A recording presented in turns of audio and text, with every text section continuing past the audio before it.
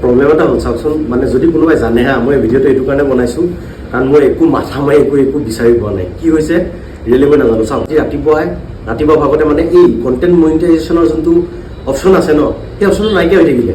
চাওক, মই আপোনালোকক মই স্ক্ৰীন ৰেকৰ্ডিং দেখাই দিছোঁ। যদি আমি এনেকৈ সবচে প্ৰথম যদি ফেচবুকটো এনেকৈ খোলোঁ, চাওক হোমৰ লগত 1 2 3 4 নম্বৰ অপশ্যনটো চাওক, ৰঙা কালাৰৰ 1 বুলি এটা লিখা আছে, হয় নহয়?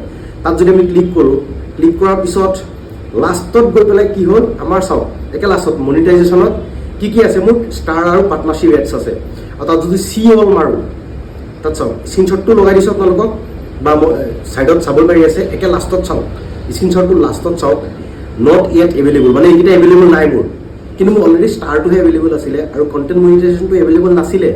কিন্তু ইয়াত শ্ব' কৰি আছিলে, ইনভাইট অন ইয়াত শ্ব' কৰি আছিলে, নট য়েট এভেইলেবল শ্ব' কৰি আছিলে। ছাবস্ক্ৰিপশ্যন, ষ্ট'ৰ ফ্ৰণ্ট আৰু কণ্টেণ্ট মনিটাইজেশ্যনটো ইয়াত শ্ব' কৰি আছিলে, কিন্তু নাইকিয়া হৈ থাকিলে।